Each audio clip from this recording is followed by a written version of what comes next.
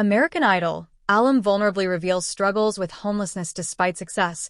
American Idol finalist David Archuleta recently opened up about choosing to live in his car after his time on the competition show. He came in second during the seventh season of American Idol. Then he released his hit single Crush in 2008, but in his deeply personal new book, Devout, the singer reveals that he was homeless and living out of his car for a time at the height of fame. His book explores his complicated feelings around identity, faith, and self-acceptance.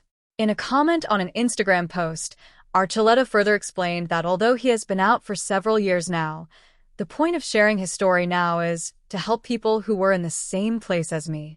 He continued, "I still receive messages every week from people asking what I would recommend to come out in a safe way because it's scary for a lot of people.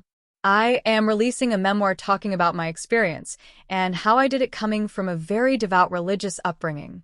I feel so much gusto for life, confidence, and determination, and I'm elated to get to share and hopefully encourage others to get to that same place too." The book isn't just about coming out. It's about family dynamics, life transitions, being a teenager in the spotlight, and trying to learn not to be a people pleaser. Didn't feel like I deserved to take care of myself.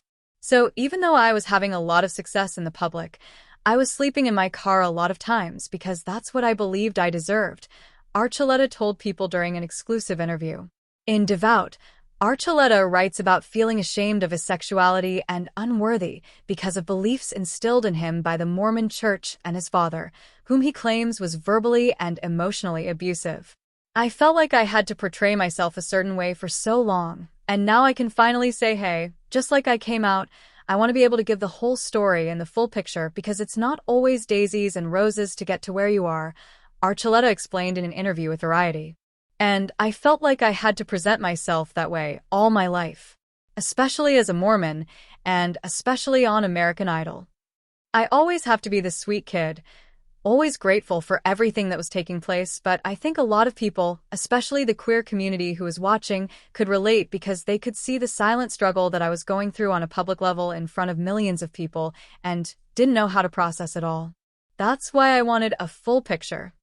After American Idol, Archuleta writes in his book that he was living with a relative in Los Angeles, but decided to live in his car instead because he claims their relationship was unhealthy and codependent.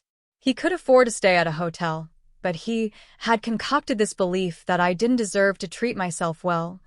Archuleta writes, "It was an act of contrition for my wicked thoughts, for allowing myself to be manipulated by so many. I was at the height of fame, and I chose homelessness. You can have everything, but worthiness comes from within, and I had none." Archuleta would sometimes stay with friends or occasionally sleep in his car in friends' driveways, but he claims that a turning point in his life came when a police officer recognized him. He writes, "That experience did force me to acknowledge that living this way might have consequences beyond what I already knew. I could see the headline now. American Idol finalist sleeps in his car." In the following years, Archuleta left the Mormon Church after coming out as bisexual, and today, he is in a better place with his mental health. "It's nice to look back and be like, I got through that in my very imperfect way of doing it, but I made it through it and I found a way to feel better about myself," he told the outlet.